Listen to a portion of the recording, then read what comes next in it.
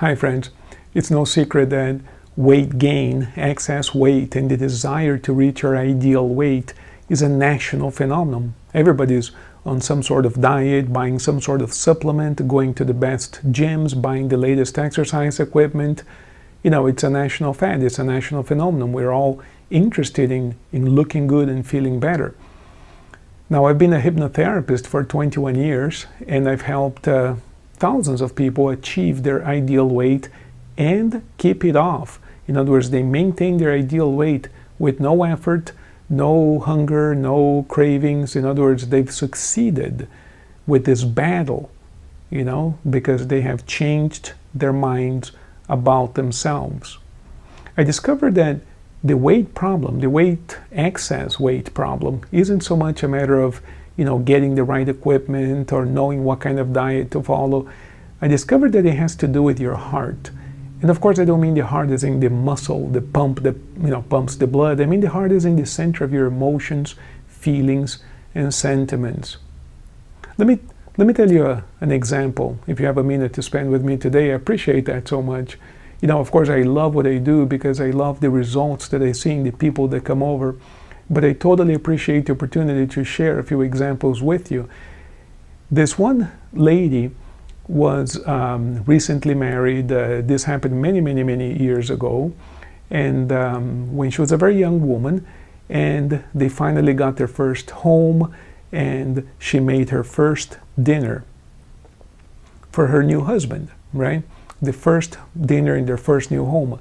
And for whatever reason, he didn't show up on time. He said he was going to be home by 7, by 8. He didn't show up until 10. Maybe he got tied up at work. I don't remember or don't know what the reason was why he was late, but he was late.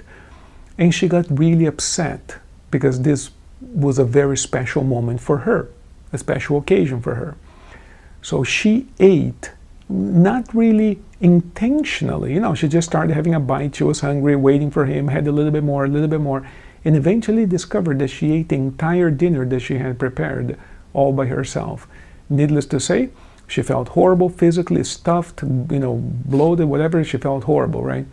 When he gets home much later, he apologizes. I forgot. I'm sorry, honey. You know what it is at work, this and that, you know. But then, of course, they were newlyweds, and he wanted to have intimacy with her. And she couldn't. She didn't feel that she could because she felt physically sick from eating so much. So he got upset at her. And she observed that anger response in this man, her husband, and kind of thought that he deserved it. She kind of felt that it was a little punishment thing. But remember something, we're hypnotherapists. I don't know that she was aware of all this as it was happening.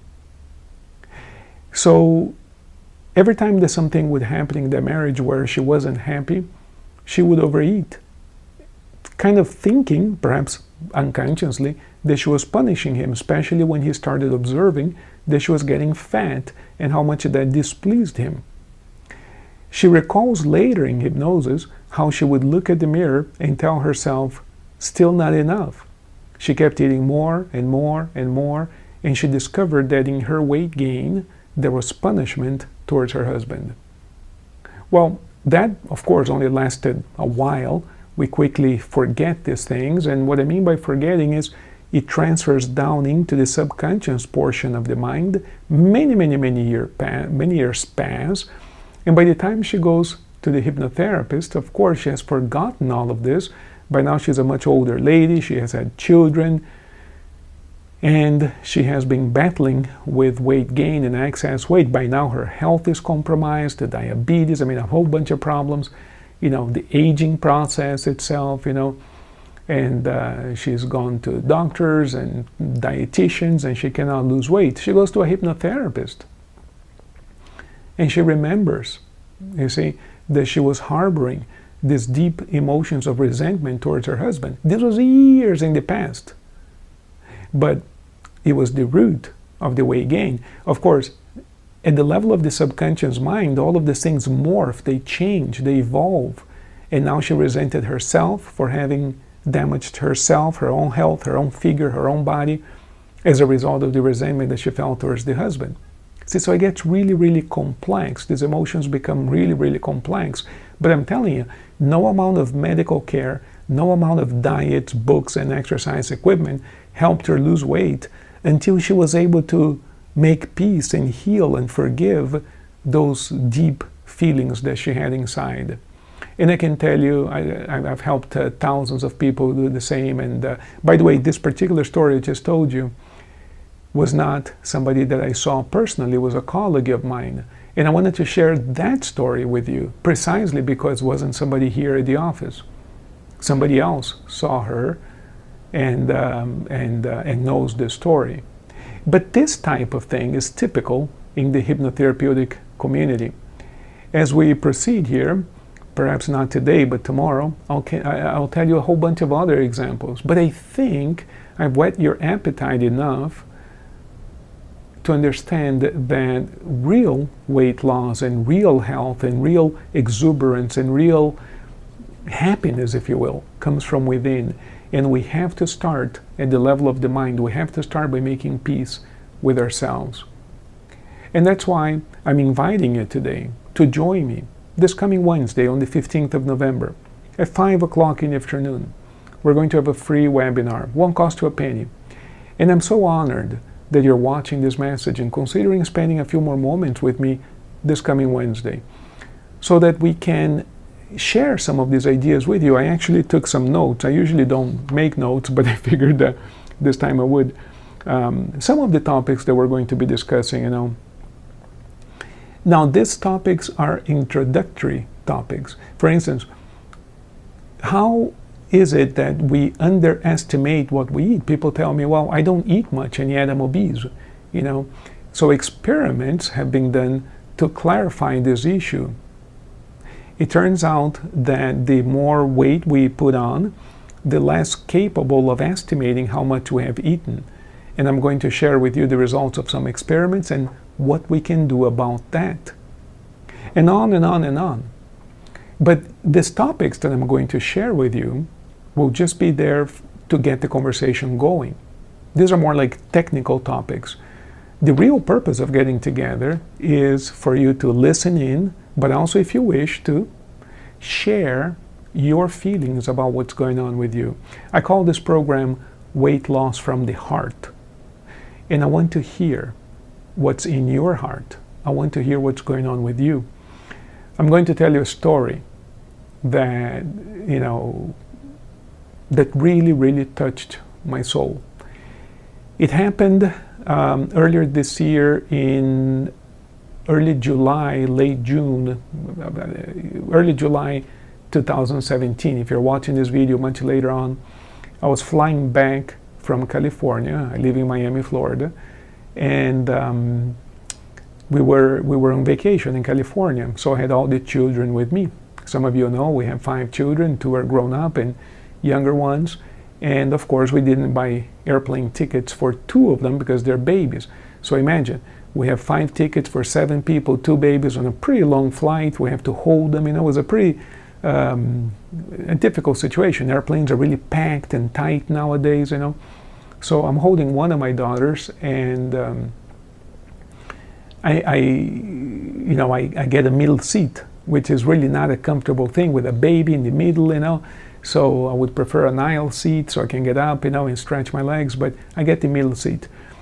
So as we're boarding, we board with the baby, so we board like in one of the first groups, and the airplane is still empty. So I'm not sitting down, I'm just pacing up and down the aisles, whatever, no, because I want to maximize my stand-up time, since I'm going to have to be holding the baby throughout the flight. So as I'm standing there and talking to the other daughters and the wife, you know, in the back of the plane, whatever, going back and forth, a lady comes over and sits on the aisle position on the row that I'm assigned. But this lady is brought in to the airplane on a wheelchair, and they're having difficulty moving her through the aisle of the airplane. She barely fits through the aisle. So when she sits down on the seat, she essentially breaks both armrests. In other words, she does not fit in the seat at all. I don't know how they do that. She basically does not fit in the seat at all. She's sitting like basically a third of her body is protruding onto the aisle. That armrest, you know, has already like basically broken off. And of course, she's about halfway into the middle seat where I'm supposed to be sitting, and I have the baby with me. So I tell the flight attendant very discreetly in a very low voice, I said, listen, please reassign me to a different seat. I cannot sit over there. You know, the flight attendant herself was extremely overweight. This is something that I hadn't seen before. And it's an interesting situation because a couple of months before, we were flying on this particular airline that was all over the news because a couple of months earlier, they had beaten up this guy, this doctor, you know, in his blood nose, and because they wanted to drag him off the airplane. It was all over the news, you know, and I was on that particular airline. I didn't want to fly them, but someone else got us the ticket, and that's the flight they booked.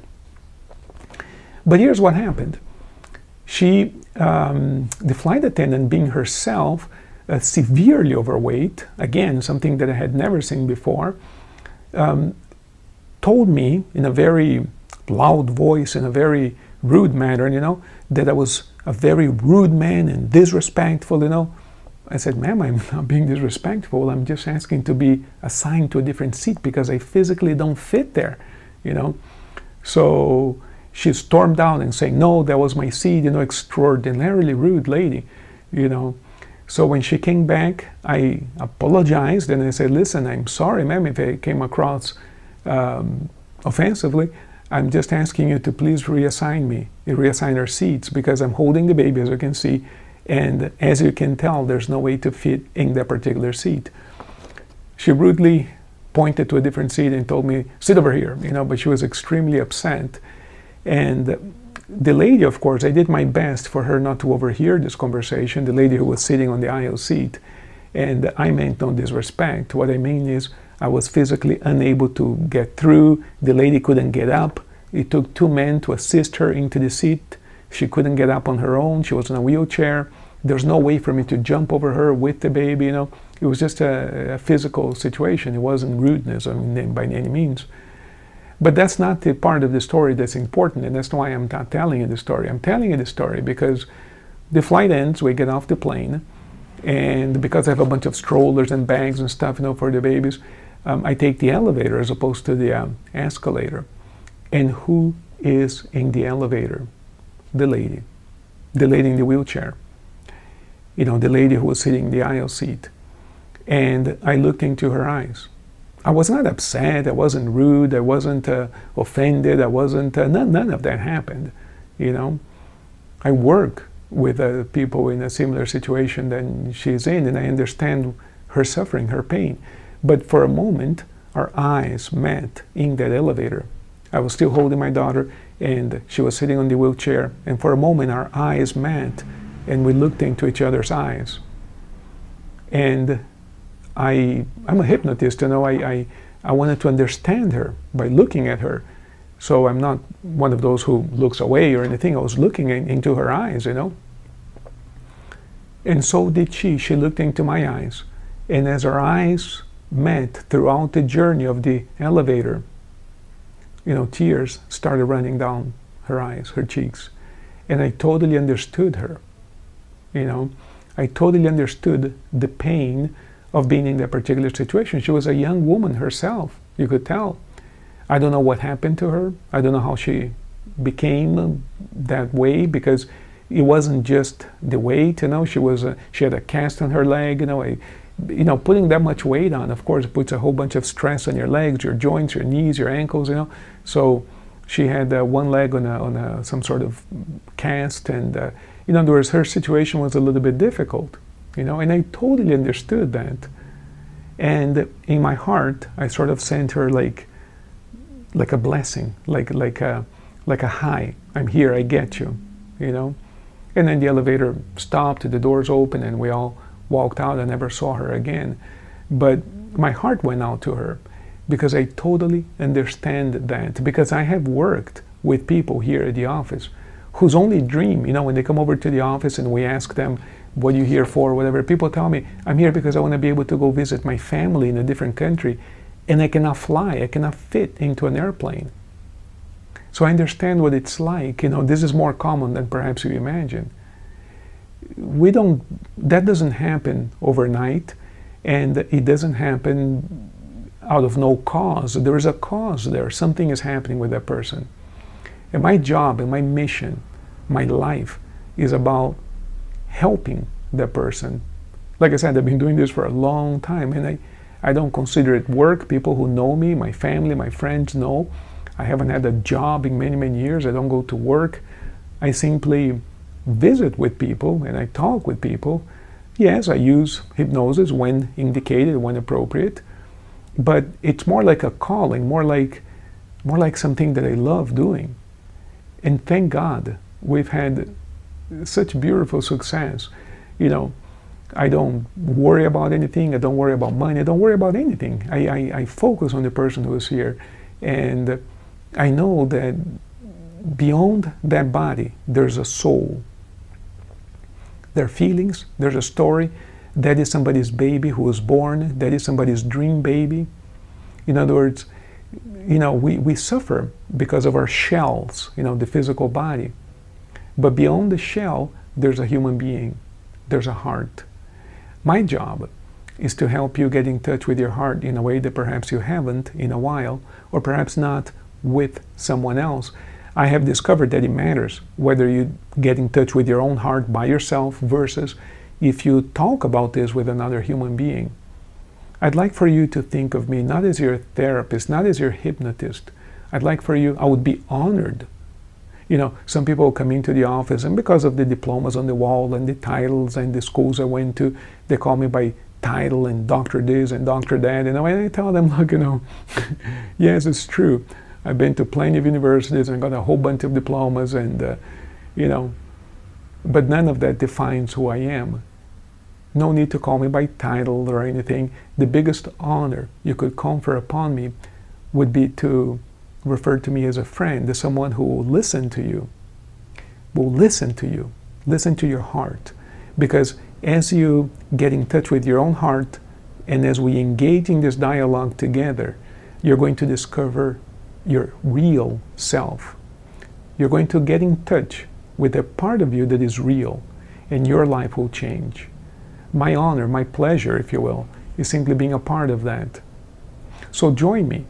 Let's get together through the computer. This way you don't have to travel. And we're going to talk about some of these ideas in depth, in greater detail, and we're going to start a journey towards our own healing. How about that?